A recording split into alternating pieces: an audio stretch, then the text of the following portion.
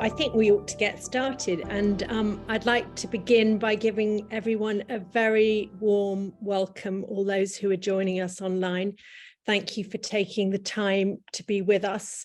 This is our first live conversation at the Global Compassion Coalition, and I'm so excited that we are joined with one of the most esteemed members of the board, Mamphela Ramphele.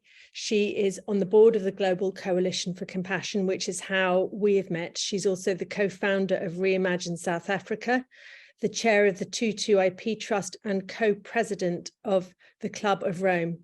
She's also a medical doctor, social anthropologist, and was formerly vice-chancellor of the University of Cape Town and a managing director at the World Bank.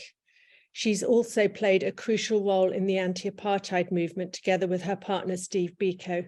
She is an extraordinary force for good in this world, and it is wonderful to have you here with us today, Mamphela. Thank you so much for taking the time to join us. Thank you very much, Jennifer, and I'm looking forward to the conversation with the audience. Wonderful. So if you have any questions, I'm going to start the interview now, but if you have any questions, please do post them in the chat, and we will leave 5 to 10 minutes at the end to answer any questions. Mamphela, I wanted to start with your life and then move on to your role in the world, which is significant. Can you tell us all a bit about your childhood, where you come from? Well, I'm born and bred rural products of the province of Limpopo, which is the northernmost province in South Africa. I'm a product of 2 teachers, and so I had the privilege of growing up in a household where the sky was the limit. That's how I was made to believe, even though we lived very modestly. My parents encouraged me to use the talents that I was given and to use my brain, which is my strongest part of the body. But also, they imbued me with the values of Ubuntu, which means that I could never do things which would undermine the humanity of others, because in the philosophy of Ubuntu, to the extent you humiliate somebody else, you are in fact diminishing your own humanity. So I am fortunate to have grown up with these very strong pillars, a values-based pillar and a pillar that encouraged me to make the best of the gifts that I have. And the South Africa you were growing up in was a very difficult South Africa, wasn't it? Can you describe to us a bit about the environment that you grew up in? I grew up in an environment which is sadly the reality of the environments of colonial conquests, particularly in Africa, but also in Asia, Latin America, many other parts of the world, where colonial conquests, where European powers decided that people, indigenous people in most of the world, were less than their own humanity. And so I grew up in an environment where the colonial government, which had morphed into an apartheid environment, but same thing, designed and defined us as indigenous people, defined us as non-Europeans, non-whites, which means not fully human, not fully who deserves to be respected. And so the values, the 2 pillars that I've described, enable me to get to the University of Natal to study medicine alongside many other very gifted Black students, but we all shared the same background of having grown up in poverty, which was generated by an extractive capitalist colonial model. And so what made me who I am today is when a few of us, there were less than 15 of us, came together and started asking the question, how is it possible that a less than 10% of the population of South Africa, which comprised white people, could hold in bondage more than 90% of the population who are indigenous Black people? And the conclusion we came to is because they've captured our minds, because this acceptance of being defined as non-European meant that we would be perpetually looking up to Europe as a standard, perpetually looking at white people as a standard, or whiteness as a standard. And it is when we came to that conclusion that we decided, no, we deserve more than that.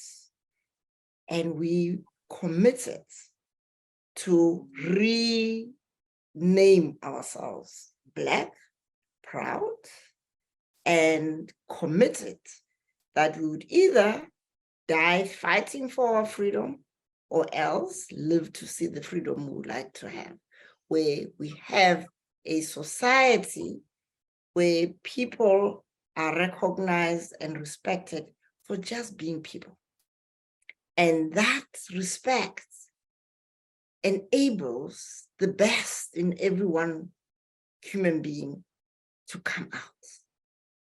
Each and every human being as part of this species that was designed to be interdependent, interconnected, thrive only when they are in relationships that are supportive, that are mutually promoting of the best in each of us. And so that realization, which happened in the late 60s, catapults my generation into being the spearhead of the revival of the freedom struggle in South Africa. The ANC, the PAC, and many other liberation movements before us were banned, and the leaders were either in exile or in jail. So it is our generation, through this freeing of ourselves mentally, that led to the mobilization of what in the end was called the United Democratic Movement, a movement of people, teachers, trade unionists, nurses, parents, faith-based organizations that eventually freed this country and, in a sense, created the conditions for Mandela to start negotiating with the apartheid government and eventually got released in 1990. Can you describe that process of the journey from being non-white, non-European to claiming Blackness and to claiming your right? You know, there's a lot in there. How did you begin that process, and how did you facilitate? The process comes with recognizing that you're a slave. Even though we were university students, we were, in a sense, relatively privileged compared to the rest of the world, but we were slaves. For as long as you define yourself in negative terms to the very person who's oppressing you, you will never be free. Political freedom, which does not include this psychological, this mindset freedom, is no freedom at all. And so when you look at South Africa today, even though my generation, that cohort, went through this self-liberation process. We were not freed by anybody. We had to confront the fact that psychological slavery requires the acquiescence of the person who's being enslaved. And so once we refused to give permission to be called non-whites, non-Europeans, we were able to lose the fear of authority. So we went immediately after the decision was taken to the principal of the University of Natal and said to him, we are no longer students of the so-called non-European section of the University of Natal. We are students of the Black section of the University of Natal, and we want that change to be effected immediately. And he said, yes. So that tells you that when people are free, they have the aura, the power to get even the most brutal regime like we were living under, to recognize that there is something that has happened to these people and we can't just treat them the way we used to treat them. But we didn't stop there, because freedom is indivisible. As a small group of 15 people who had self-liberated, we had to spread the word of the power of self-liberation to the rest of the university campuses where majority Black students were. And we built the South African Student Organization on the basis of the self-liberation philosophy. And having done that, we then went on to high schools where we mobilized young Black students in as many high schools that we could get organized to self-liberate it. And this is how June 16th, 1976 happened. We didn't say to the young people, you must refuse to be taught in Afrikaans or refuse to accept Bantu education. No, what is important is to be a catalyst of the kind of change that frees up the energy of people to then go through the process of self-liberation. Let's not forget what Margaret Mead said in the 20s, 30s, as a woman anthropologist. It was a rarity, that never estimates the power of a few committed people to change the world. And she went on to say, it is the only thing that has changed the world. And so, in my view, we as the people committing to this global compassion coalition have to start with the job of freeing ourselves from the notion that systems are immutable, we can't change them. We can. But do we have the determination to do so? That's the crux. So do you see parallels between the apartheid movement and it's almost a world capture rather than a state capture of the neoliberal ideology, which has made most people enslaved to the 1%? You talked about the 10% in South Africa, and in our global world, we have a large concentration of power and wealth in the hands of very, very few people, and the rest largely enslaved to an economic model that doesn't serve the interests of the many. What parallels are there? The parallels are there not because they have developed differently and somehow coalesced. It is the same process driven by the same people who colonized the world, Africa, North and South America, and dispossessed the indigenous peoples of those countries. The same powers that colonized Asia and dispossessed people. I mean, there is something that's so poignant about the Queen's death and her crown, which featured very prominently on her coffin during the time of lying in state and right up to the time before she was interned. All those jewels on that crown are stolen property. Now, that's just an example of the legacy of this colonial process that I was talking about. It is the same colonial process that gave birth to this neoliberal capitalist system that is impoverishing so many and has destroyed so many ecosystems, which is why we have something which is new to me at my age of 75, an atmospheric rain river or storm river that devastated California. Those are the chickens of this extractive economic model that are coming home to roost. I'm going to go back to your story in a minute, but while we're here, can you talk a bit about what compassion can do and also compassion's relationship to Ubuntu, that value that you grew up with as a child? Compassion, defined in Eastern philosophy, is no different from Ubuntu.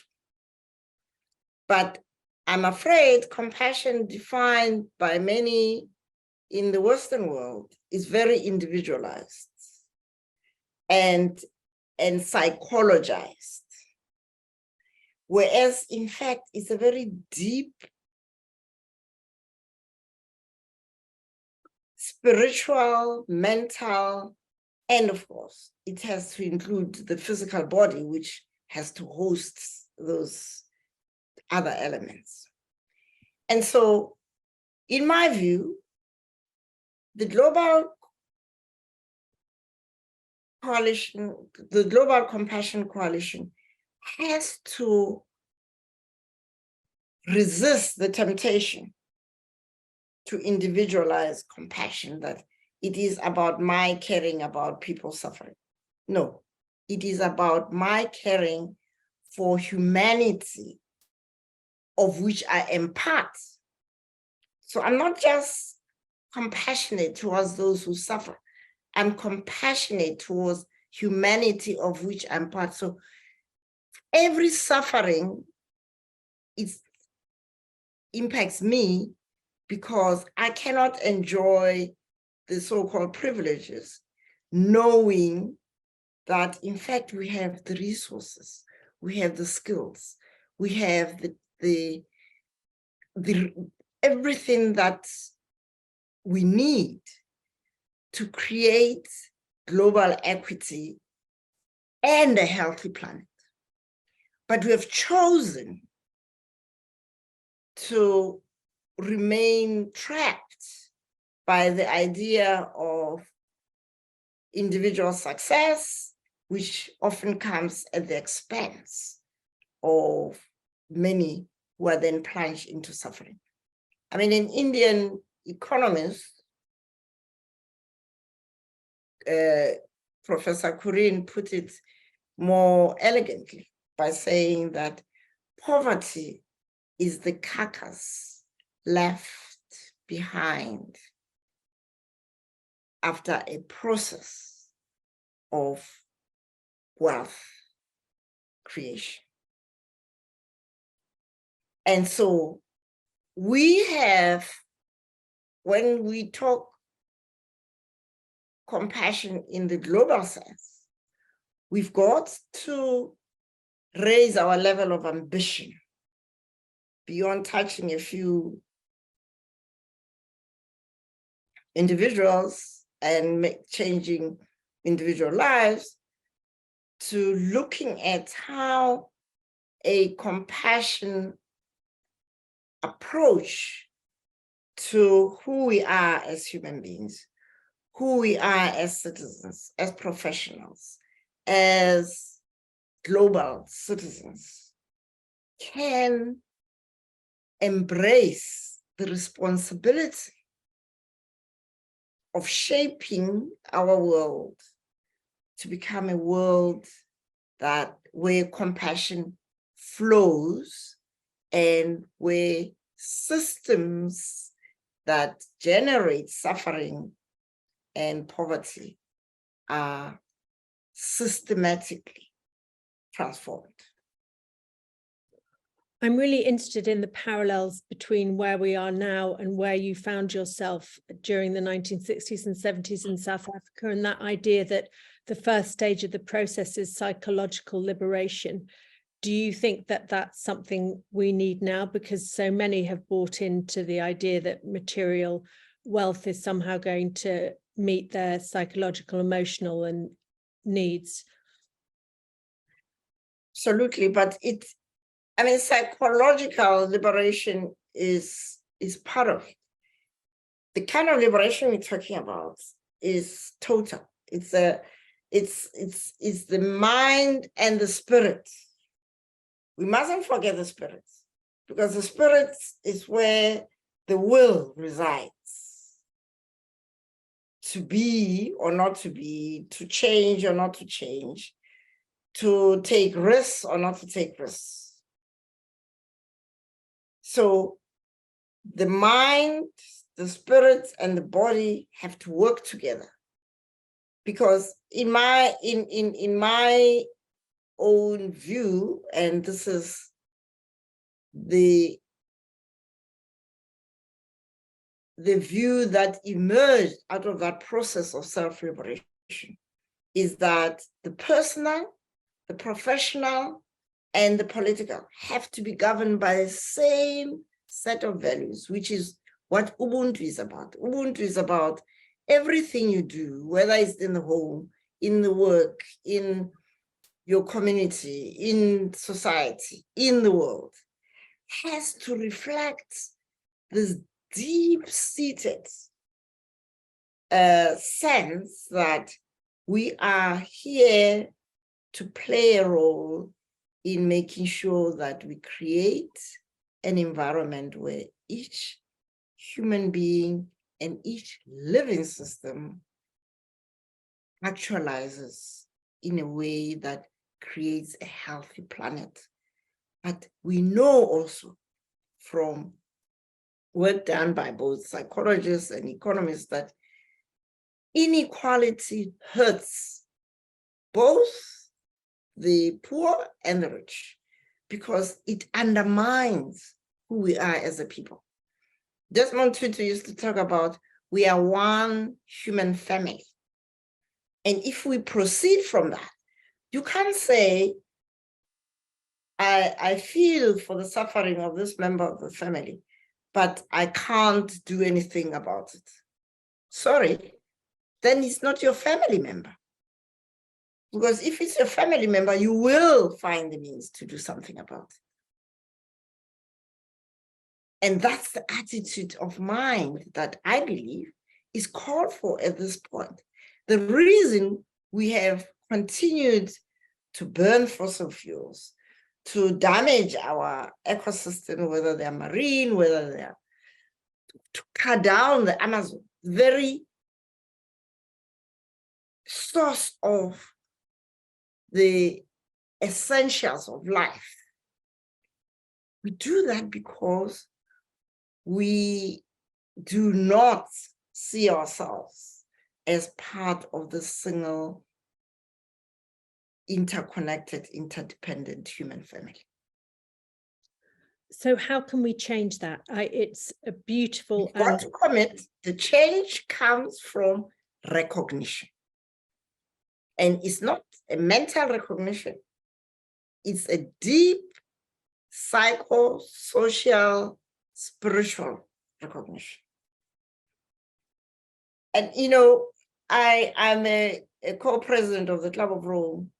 Aurelio Pice, that brilliant Italian man who as an automaker for him to have worried about us burning fossil fuel way back then. But by the time he came to the end of his life in the 80s, he realized that producing the limits to growth with all the brilliant analysis and the modeling was not sufficient to change the way we behave and the attitude we have to resources. He came to the conclusion that what's needed is mindset change. And mindset is beyond psychology. Mindset is about that psychological, that mental and spiritual, and your body obviously is the host of those things. That we have to look at holistic personal change in order to lead systems change. Because systems change requires change in behavior, because it's the human beings that are destroying the environment. It's not the environment destroying itself. So to put a halt and to start working towards transformative action to restore our ecosystems, our social relationships, our attitudes to our energy and all of that requires this deep commitment, this deep conversion, which is the work we each have to do within ourselves, but we can also do in a circle, as friends, as family, as professionals, as citizens, and as global citizens. Because so often people feel powerless. They observe the rape of our planet, the extinction of species, and these problems feel so far away from any individual agency that we feel that we have. How do you get people to start acting when there is that sense of complete impotence so often? Well, what I'll take you back to is, imagine how we felt as young, poor students in the apartheid South Africa, with very brutal, highly militarized society. People who thought of themselves as superior because of the color of their skin. Now, our parents had kind of felt powerless. But by us, this small group, as Margaret Mead was talking about, of committed people, we started a chain reaction. By changing ourselves within the small group, we're able to then become agents of change within the Black university environment, and then the Black high school environment. And of course, once the children started being shot, the parents had to change, because they realized that being afraid of this brutal regime means leaving their children to be at risk and unprotected. So powerlessness is part of mental slavery, is part of this unfree spirits. We are, as human beings, we are born to freedom. We yearn for freedom. And suppressing that desire for freedom because you're afraid of losing your privileges, of losing your material wealth, that's what creates so much unhappiness and abuse of drugs, of alcohol, and abuse of power. So you see a direct connection between addiction, the extraordinary prevalence of depression, mental illness, all of that is part of the problem that's caused by the carcass left behind by growth and imperialism. Yes, and our willingness to participate in creating more carcasses in the name of wealth creation, in the name of prosperity, But material prosperity without the mental and spiritual well-being is what's driving the dysfunctionality of our societies. My own here in South Africa. We, despite what I described, post-1994, there was a reversal which came from the post-apartheid government officials embracing the governance models of the departed colonial and apartheid government. I mean, state capture in South Africa, which has astounded the world, is simply a reflection of what happens when people who are politically free, but are still mentally and spiritually imprisoned in a sense of inferiority, of the only way to be powerful is to have power over rather than power to enable. That's what has happened in my country. And thank God, young people, the generation of my son and the younger people, are standing up now to say, no, we want to go back to learning the lessons of the 70s so we can reimagine our country and restore that sense of Ubuntu and rebuild our country. Can you, for those who aren't completely up to speed with what is happening in South Africa at the moment, can you describe the environment at the moment and why that reimagining is so needed? Well, South Africa captured the imagination of the world with our transition to democracy. And we then had that Truth and Reconciliation Commission. The leadership of Mandela, who was the man who came out of jail, inspired confidence that we could have a different future. But he had said to me personally, because I used to go and visit him when he was in jail, that Mampela, we are coming back to a country we no longer know. So we need to have a panel of people who can help us to transform the systems of governance, of socioeconomic development in South Africa, so that we can realize the dream of a South Africa that is non-racial and characterized by social justice. Of course, he was overruled by those who came from exile, whose mindset was about command and control, taking control of the states, which was not transformed. It was a state just simply handed over by the apartheid government to the ANC government. And yes, there were lots of things that were done on which could have created an impetus for transformation. We have a fantastic constitution, which is a social democratic human rights constitution. But people who are not transformed in the way I'm talking about, this mental and spiritual freedom,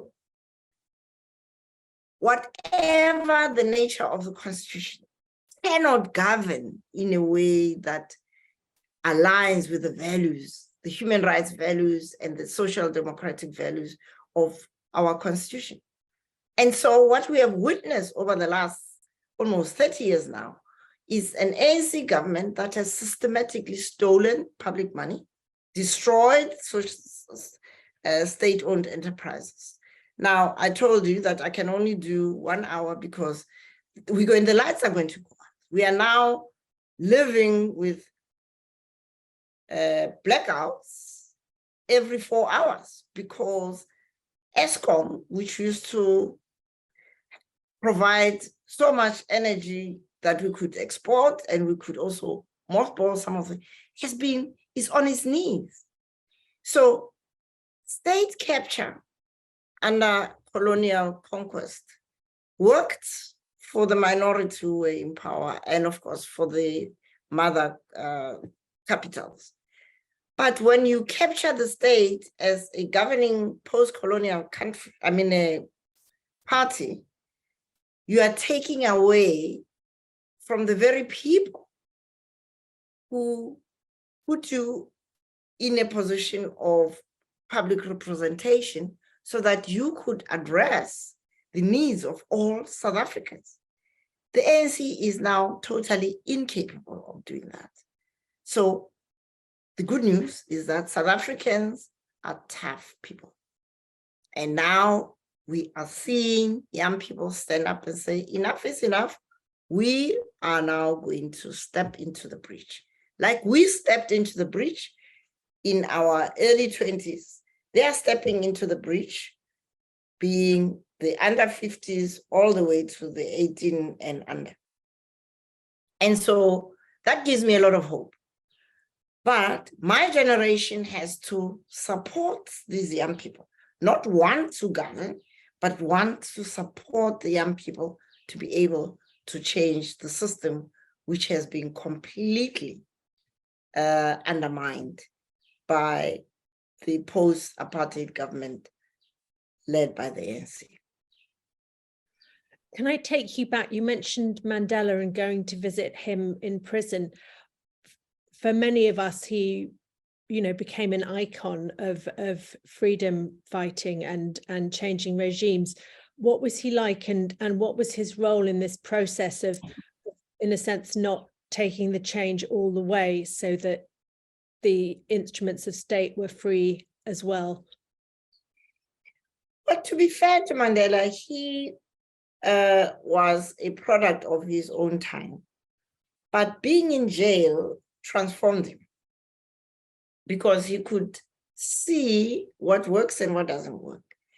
And when Black consciousness leaders like Srini Moodley, Seth Cooper, and many others were sent to Robben Island, he, in Long Life, A Long Walk to Freedom, describes how these young people, when they got to Robben Island, they changed the whole atmosphere. The older generation of political prisoners used to kind of acquiesce to the dominance of the warders. These youngsters said, no. I might be a prisoner, but I'm a human being and you're going to have to respect me. And if you don't respect me, I won't respect you. That opened Mandela and others' eyes to say the world has changed. And so I don't put the blame on him for what's happening now, except that he, I would say, with perfect hindsight, that he should have insisted on having that panel of internal people who understood the system and who could have helped them transform the system much better, much more effectively than the exiles who didn't know anything about South Africa. I mean, people like President Thabo Mbeki left here as 15-year-olds. You can't come back to a country that you don't know and think that you can run it. So I think Mandela's perhaps what one can blame him for is not being more insistent. But as you know, as a leader, you can't run so far ahead that you lose the people that you are leading. And I think that was the consideration. But because the negotiation process was involved people who didn't really know the intricacies of the system, the apartheid government got away with murder. But worse, even the minimum that was agreed in terms of the Truth and Reconciliation Commission, the government of President Thabo Mbeki, which followed Mandela's, did not follow through with the reparations for the people who had been brutally treated by the apartheid system, didn't follow through with the prosecution of those apartheid agents who didn't ask for or who didn't get amnesty in terms of the Truth and Reconciliation Commission acts, which is still law today. And so there is an unfinished agenda in South Africa, which I can only leave to the generation of my son and others to follow through on. But what is most urgent right now is to have people in public office who care, who have that Ubuntu, that compassion in the broader sense, who won't go home to ministers having generators and we are sitting in the dark. People are dying in hospitals because the intensive care units cannot operate without lights. And some hospitals get load shedding like the rest of us.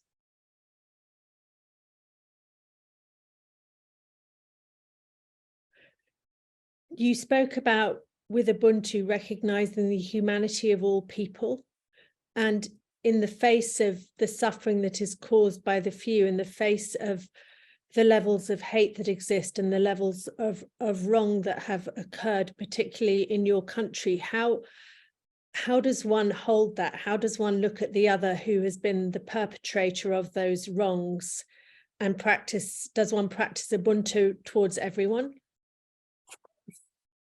They're human. The fact that they have chosen to undermine their own humanity will not lead me to undermine mine. And so I treat every South African with respect. I might disagree with them, and I might not have a meal with them, I might not invite them to my house, but they're human. The issue is not the individuals who are evildoers, which they do play. But if we want systems change, we've got to recognize that the enablers of that kind of behavior lies in us as the majority people, not doing our part to hold those people who are undermining the humanity and the dignity of others to account, including those in government today who are undermining the dignity of so many by having stolen public resources and having failed to manage the resources that exist to promote the well-being of every South African. So we have the solutions you mentioned earlier. You know, we know how to solve world poverty. You know, the Club of Rome has done an amazing piece of work on how to shift the world's economy. We have 191 countries that have signed up to the Sustainable Development Goals. How hopeful are you that we're ever going to get them enacted? And why is there this huge gulf between, you know, what you talk about so powerfully that is in each of us, that humanity, that capacity for Ubuntu or compassion, and yet there's this gulf between what we know ought to happen and what is in fact happening? The gulf happens because you and I, as global citizens, have or continue to look up to authorities to do things. I mean, the Sustainable Development Goals are such a minimalist agenda in terms of what needs to be done. And yet, people talk about them, but nothing happens because we are expecting governments to do this, governments to do that. Meanwhile, the wealth, the largest segment of the wealth is in private hands. And we are not challenging the economic system that has created the poverty. We are not challenging the political system that allows for someone like Putin to invade a country simply because he wants to restore the Soviet empire. we leave things which are so obviously wrong, systems-wise, to be solved by governments who are conflicted.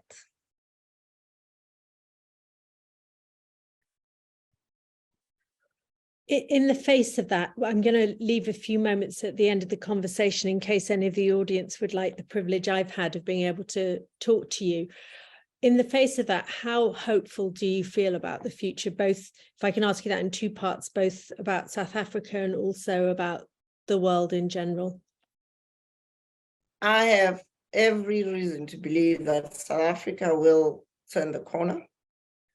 We have elections coming in 2024, and I think we're going to see major changes happening, not just shifts here and there, but people, including faith-based communities, people in various walks of life, are recognizing that what we need in South Africa is systems change, complete and radical change.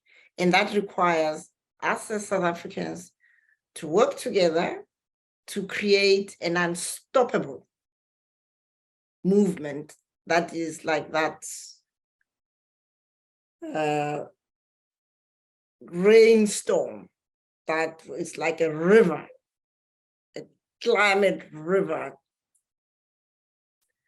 that can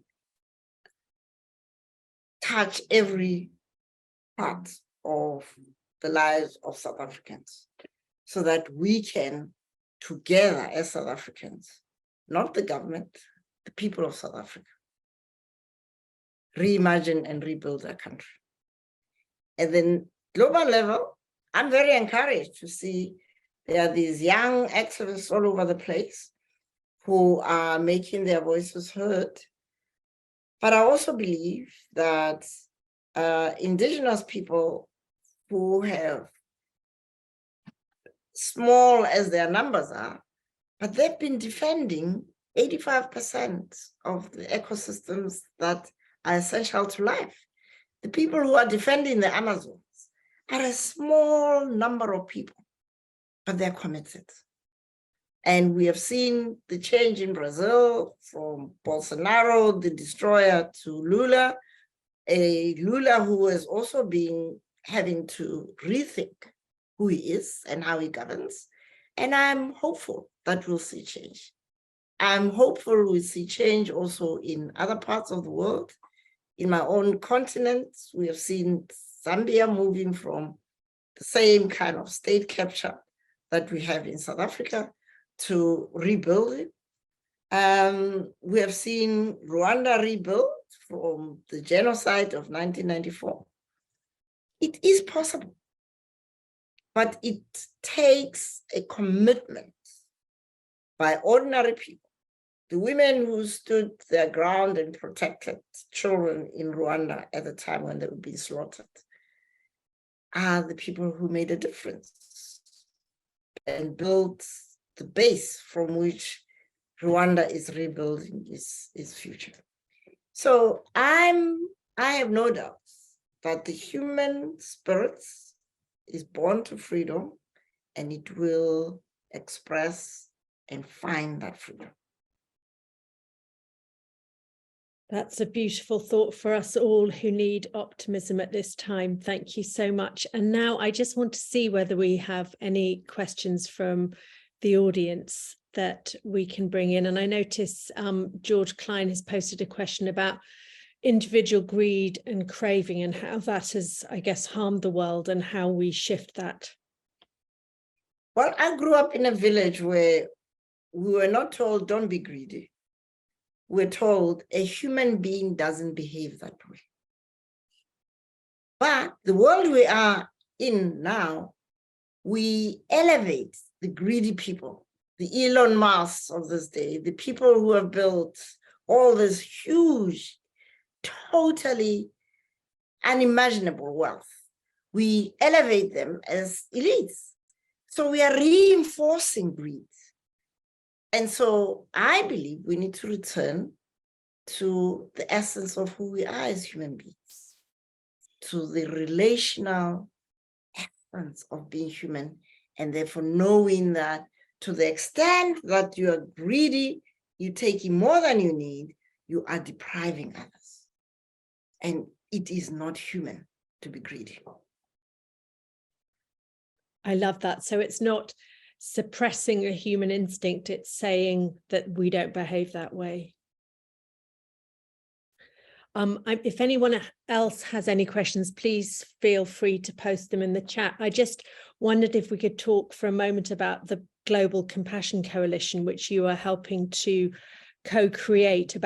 I wondered if you could talk a bit about the idea behind it and what we're hoping to do, joining together across the globe. What excites me about the Global Compassion Coalition is the possibility of drawing from different impulses across the globe to refocus humanity on compassion, the essence of Ubuntu, the essence of being human, which is what Eastern philosophies and African philosophy teaches us, that to be human is to care about others, because that way your own humanity will flourish. You cannot flourish as an individual. You can only flourish within a supportive, interconnected, interdependent ecosystem. And so my hope and my yearning and my contribution to the Global Compassion Coalition is to keep pushing the boundaries away from this individual psychological sense of, I feel sorry for you. That doesn't help me. You should feel sorry for yourself, because if you allow yourself to live in a world where other human beings' humanity is undermined, you're undermining your own humanity. That's wonderful. Thank you so much, Mamphela, and thank you for the inspiration and for the incredible work that you do in your country and in our world. And it's a huge privilege to be working alongside you and to hear more about your story. And I really look forward to what is to come. Thank you so much for joining us. Thank you so much, Jennifer, and thanks to your audience. And I hope we can continue the conversations on social media. Wonderful. Thank you so much. Take care. Thank you. Bye.